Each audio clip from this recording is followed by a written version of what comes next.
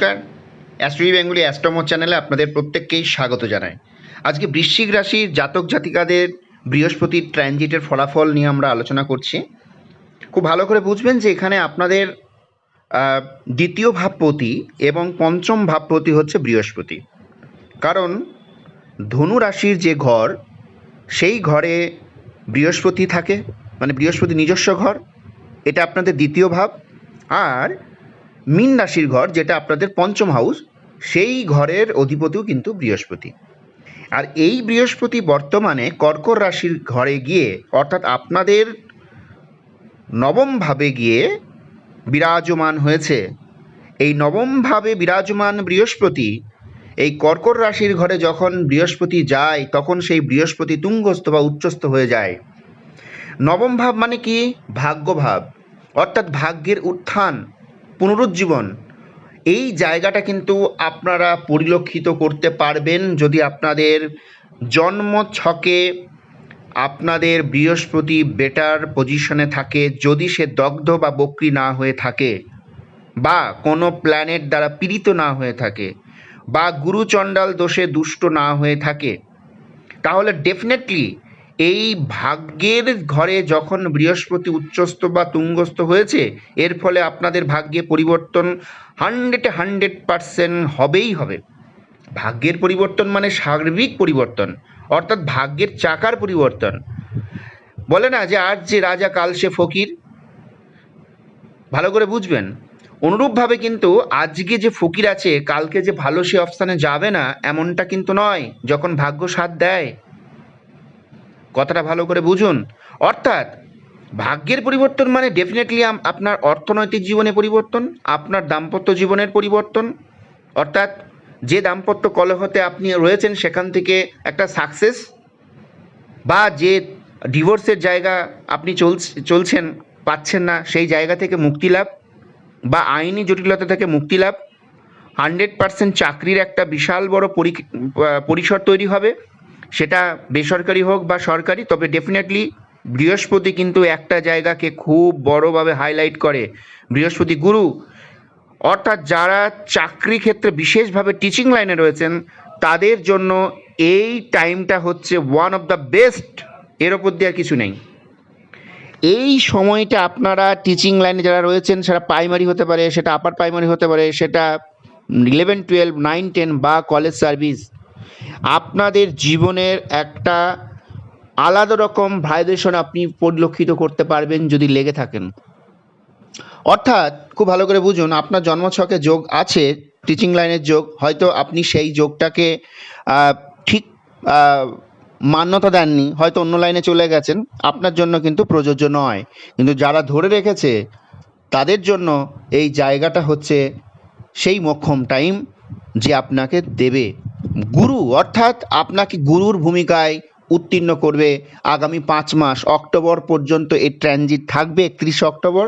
তাহলে আপনি নভেম্বর থেকে ডিসেম্বর পর্যন্ত এই যোগের কার্যকারিতা উপভোগ করতে পারবেন। অর্থাৎ এই টাইমের মধ্যে আপনার কিন্তু টিচিং লাইনের সাকসেস 100%, এটুকু আমি গ্যারান্টি দিয়ে বলতে পারি যারা লাইনে আছেন। কিন্তু বৃহস্পতি যদি আপনার ট্রানজিটে ভালো থাকে, যদি না থাকে তাহলে কি করবেন?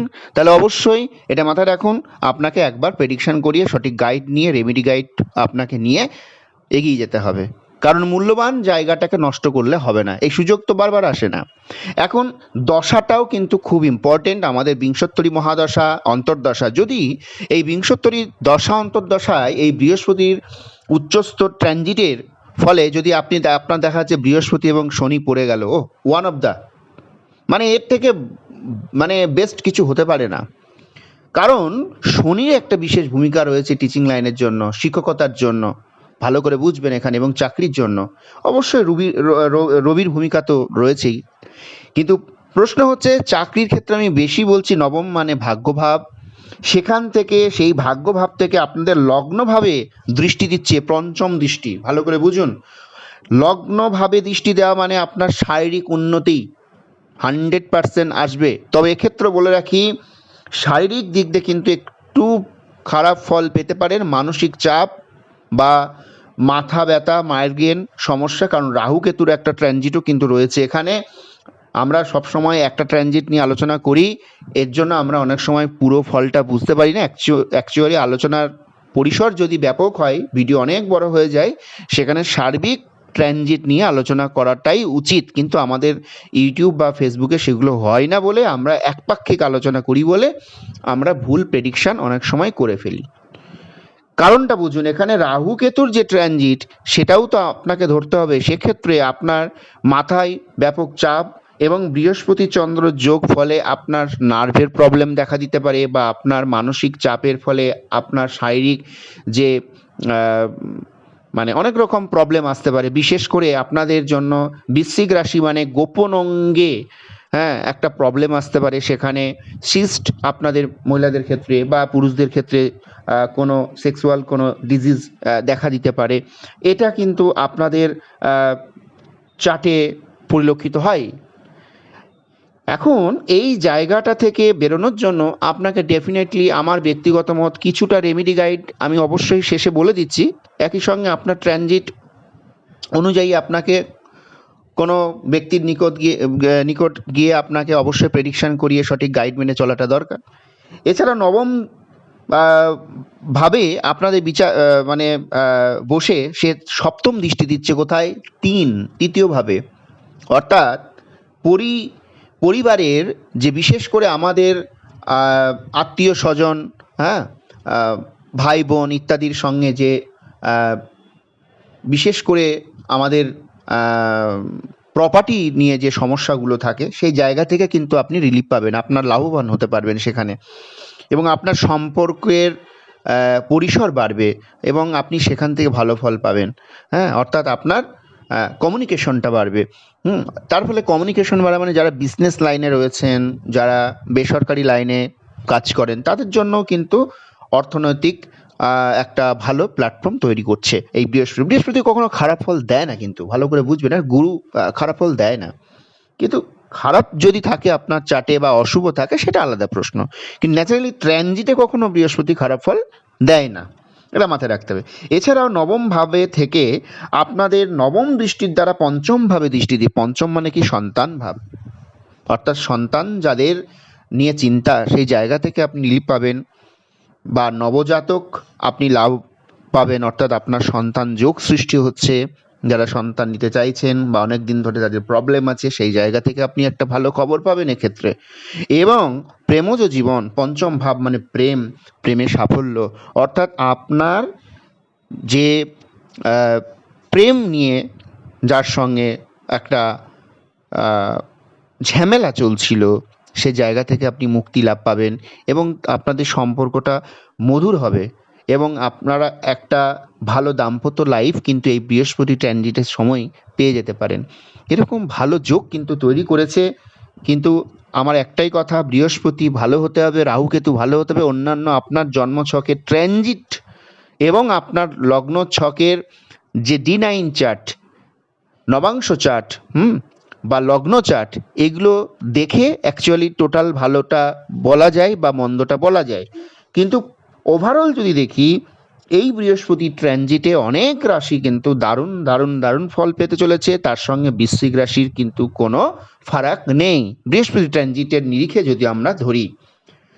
তাই বলবো যে এই মুহূর্তে আপনারা আপনাদের যে গুরু, সেই গুরুর সঙ্গে কখনো বাজে ব্যবহার করবেন না। অর্থাৎ আপনাদের পরিবার হোক বা আপনার শিক্ষক শ্রেণী হোক বা আপনার যারা গুরুজন। দ্বিতীয় নম্বর, খারাপ ভাষা ব্যবহার করবেন না এবং মাথাটা ঠান্ডা রাখার চেষ্টা করবেন, অর্থাৎ ব্যাড ল্যাঙ্গুয়েজ দেবেন না। আর তৃতীয় নম্বর, গোমাতাকে সেবা করুন। গোমাতাকে সেবা করলেও কিন্তু আপনি এই বৃহস্পতির অশুভ ফল থেকে বাঁচবেন এবং আপনার শুভ ফল ডেফিনেটলি পাবেন। এখন অনেকে হলুদের ব্যবহারের কথা বলেন। হলুদে স্নান করা কিংবা হলুদ মাখা কিংবা হলুদ খাওয়া, এগুলোর দ্বারাও কিন্তু আমরা বৃহস্পতির শুভ ফল পাই। কিন্তু যদি কারোর বৃহস্পতির দগ্ধ বা বক্রী থাকে, সেক্ষেত্রে এই হলুদের প্রচলন কিন্তু সব ক্ষেত্রে প্রযোজ্য নয়। তার জন্য অবশ্যই কোনো বিশেষজ্ঞের পরামর্শ নিয়ে করা উচিত। কিন্তু আমি যেগুলো ফ্রি রেমেডি বললাম সেগুলো করা যেতে পারে, কেমন?